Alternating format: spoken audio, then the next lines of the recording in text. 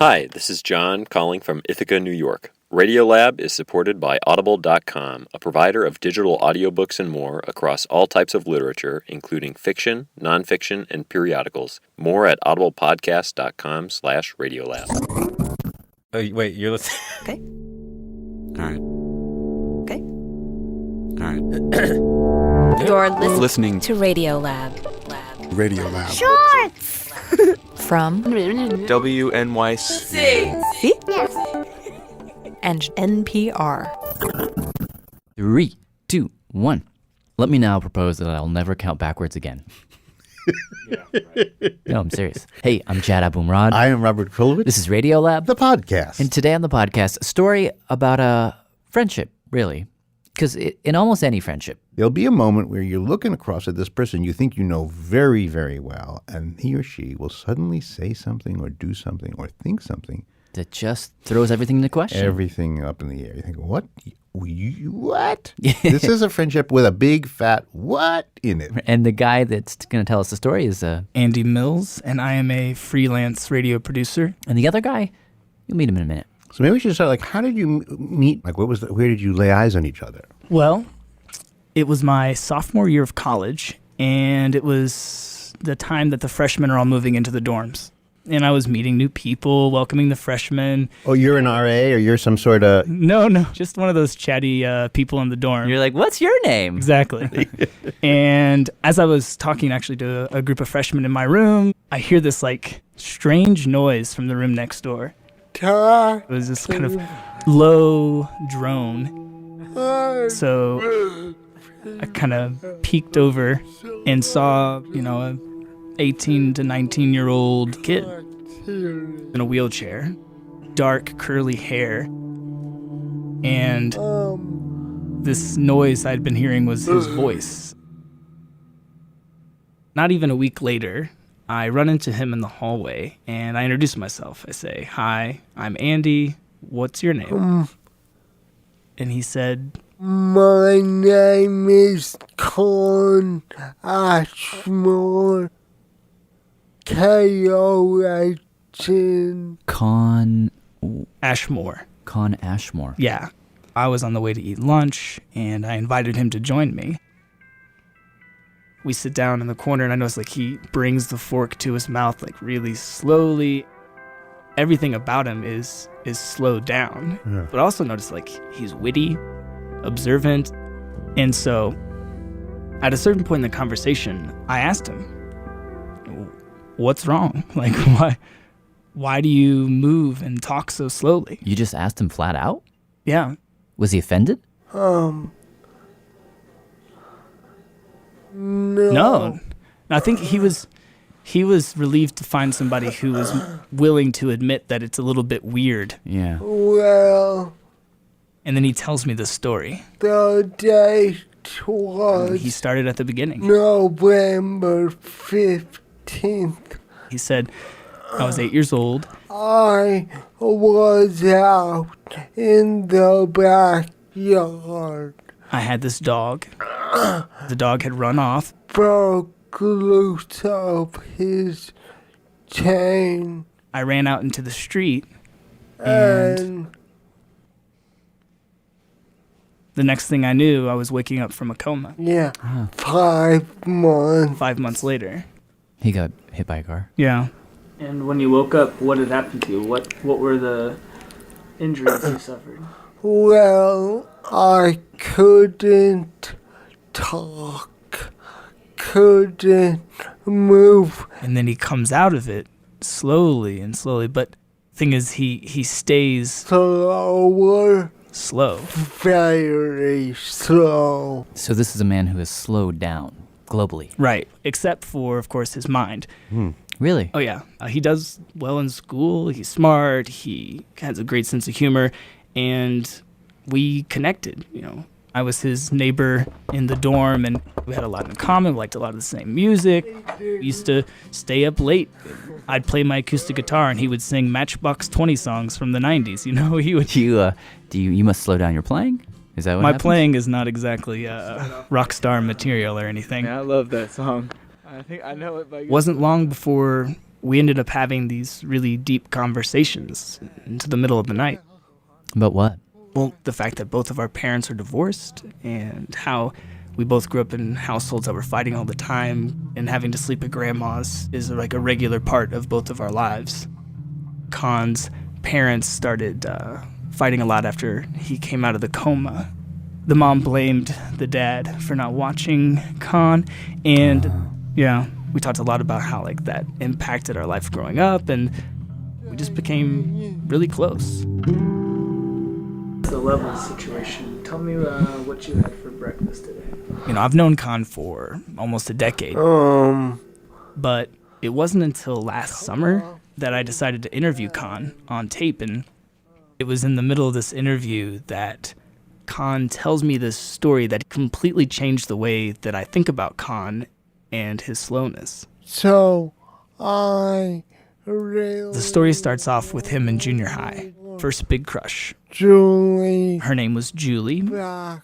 And he's trying to think of something romantic to do to catch her attention. And he really loves music. He was listening to his Walkman one night and he realized that that's what he wants to do. He would make her Mixtape. a romantic mixtape. And that would be the thing. So he makes this tape, and then he decided that I should try singing to actually sing a love song to Julie. So he writes the song, records it, puts the tape back in the stereo. And when I played it back, woman is praying, then I remember being horrified. That's alright, even if I scream. He felt embarrassed, he felt confused. Screaming, crying. Wait, why? Well, it turns out that was the first time that he had ever heard his voice the way that you and I hear his voice. And first time. What does that even mean? He never heard a recording of himself, or? Well, no, he had not only had he never heard a recording of himself, but when he talks, I hear myself like I hear you. What do you mean by that? He tells me that he actually didn't know that his voice was slow. How's that even possible? I mean, does that mean his brain is speeding up his voice, but not yours? Yeah, he hears me talk normal, and then he hears himself talk normal as well. Like, You think he's slow and speeding up, or do you think he just thinks he's regular? it's not like he speeds both of us up. Does he mean like your voice just, or his voice just feels normal, or does he mean it actually sounds normal? It sounds exactly the same, is what I'm saying. Like, he thinks could be he sitting sounds here the right same. now, he would hear you talk, you'd hear me talk, and then he would say something, and in his head, it's all the same speed. But that doesn't make sense because it's like variable speed, you know? I don't think I think he thinks he's just normal. I'm normal inside. So we went back and forth on this until I finally mean, we need a specialist at this point. Guess we'll all take our positions. You ready? we ended up calling this guy who we've had on the show before. All right, so Andy Oren's here. Oren Davinsky, neurologist, NYU Medical Center. He's the doctor. Hi, Andy. Hi, Oren. Does Oren know anything? I know, yeah, I listened. I'm college educated. I mean, not does... Anyhow, Andy ran him through the whole story. Yeah, well, he was 8 years old, and he was, I believe... Everything you've just heard.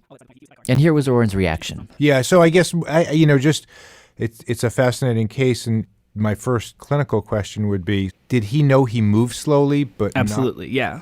But it was only for his own voice that he was unaware that he was different than everybody else. Right. So he does have feedback on himself. The one area he's not getting feedback on is his voice production, which interestingly happens in post-encephalitic Parkinson's patients. They're slow in all their movements. They're slow getting up out of a chair. They're slow walking. But as with Khan, there are some cases where they just get little focal areas that they don't see their slowness. So Oliver Sacks, when he took care of his Awakenings patients at Beth Abraham Hospital in the Bronx, would sometimes record their voices and play it back, and they'd say, "That's not me. You're fiddling with the tape machine." Huh. That's not my voice. Because the voice to them would sound Too slow. too slow. Too slow. Yeah, that's exactly, Con. Do you think his inner voice, his inner mental speed, is truly as fast, or is that also slow? Oh, it's absolutely normal. Okay. Con and I both went to a Christian college. We both made an exodus from that kind of fundamentalist Christian world around the same time, which involved, long talks about what we believe and what we think we might believe next. And there was never a point where I was having to wait for Con to make some, mental exercise before he'd respond. And those are some pretty complex things dealing with faith and belief. What I don't understand fully is why he hears you, Andy, speaking at 3 times his pace and feel you're normal, but something about his own voice feeding back to his own brain, he never perceived that at a different speed than your voice and everyone else's. Do you then trust wonder it? Do you wonder about maybe? Would you suspect that if you met him, you'd learn something different than you? Yeah, no, in medicine, you should always trust the patient's report, but keep in the back of your head a drop of skepticism. But my gut as a clinician is more than 95% it's real. Now, keep in mind that was not a true clinical diagnosis. That was just Oren Davinsky giving us his gut opinion. Well, I have a theory. I have a theory. Unscientific though it may be. Well, that's what we specialize in. Welcome to the club. I think that it has something to do with familiarity. Like, when I first met Con and I heard his voice, it was so foreign and so strange, and I could hardly make out what he was saying. But now, I'm surprised when people say, "What did he just say?" And I think, well, he just said he's horrified. I've grown so familiar to his voice that Is it sort of like going into a Shakespeare play and in Act 1, Scene 1, Act 1, Scene 2, you don't know what's going on, but somehow in the second act it begins to click? Exactly. It's that familiarity, and if I have it, I mean, imagine what he must have. Yeah, I've grown accustomed to hearing something different. But what I don't get is this went on for years. So how come no one told him? His parents and his siblings and his friends have never turned to him and said, "Hey, come on, speed it up." They've never ever said that. Well, no. His parents being deaf, crossed them out. They couldn't have told him. His parents are deaf. Both of them. And wow. Con thinks that everyone else just assumed that he knew what his own voice sounded like. Really? Like when you talk to his friends. Hello. Hey, Haley. Hey. Hello? Hey, Dave. What's up? Oh, not much. What's up, Andy? I mean, and you told him the whole thing. To the point. What was their reaction? Honestly, most of them didn't believe me. You're kidding. Did you know this at all? No, I had no idea. I didn't know that. And so when he speaks, he just thinks that it sounds just like anyone else? Yeah, that's what I'm telling you. Oh, that's so sad. Yeah. Mm-hmm. So after he found out about his voice, which I guess was the one thing he thought was normal, what did he do? Well, He said, I'm never gonna talk again. Did he talk again? Obviously he did, right? well, that's the same question I asked him. After you heard that you were different, how long did you go before talking again? And he told me...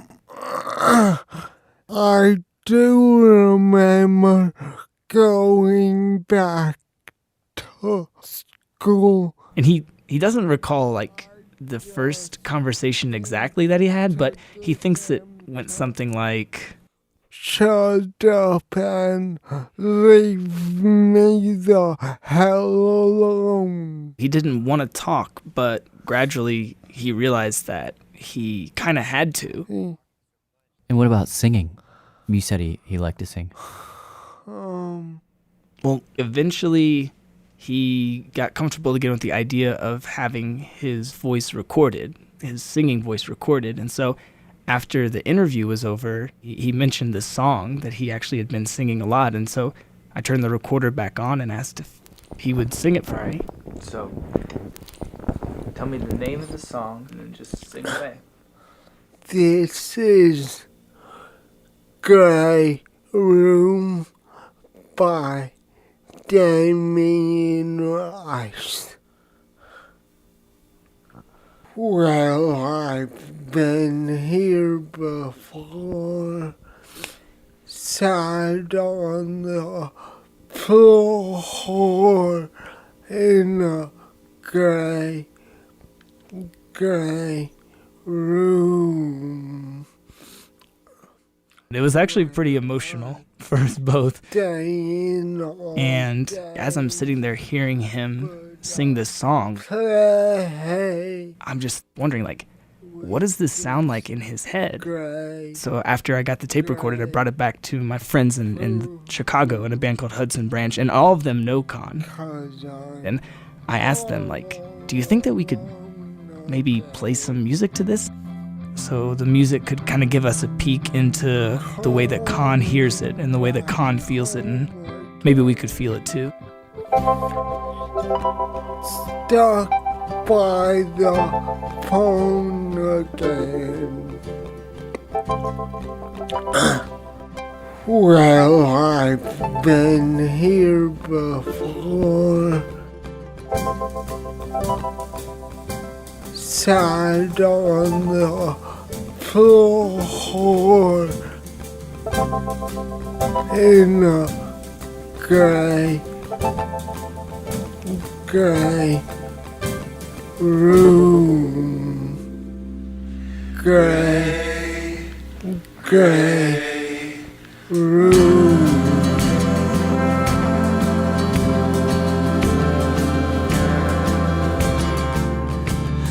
Never gonna talk again. I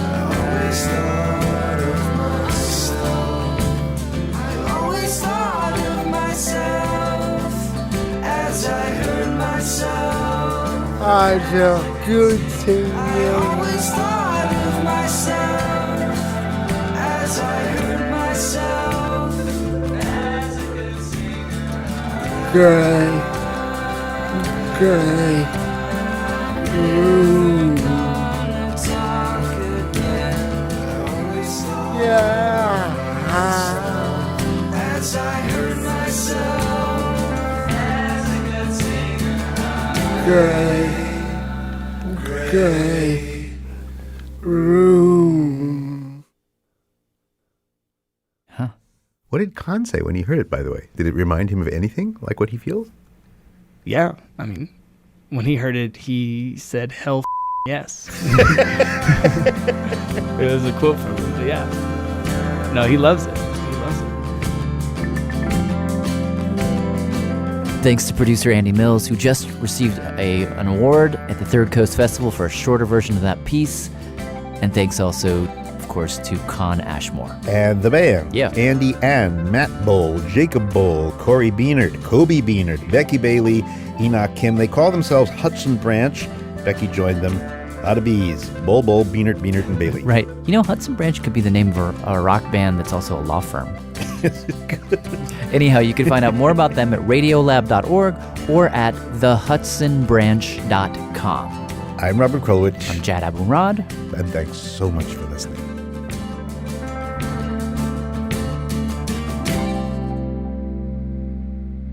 Message set. Hi, I'm Isaac. I'm from California, and my dad listens to Radiolab. Radiolab is supported in part by the, what is that? We'll say again? Alfred P. Sloan Foundation, enhancing public understanding of science and technology in the modern world. More information about Sloan at www.sloan.org. Yeah!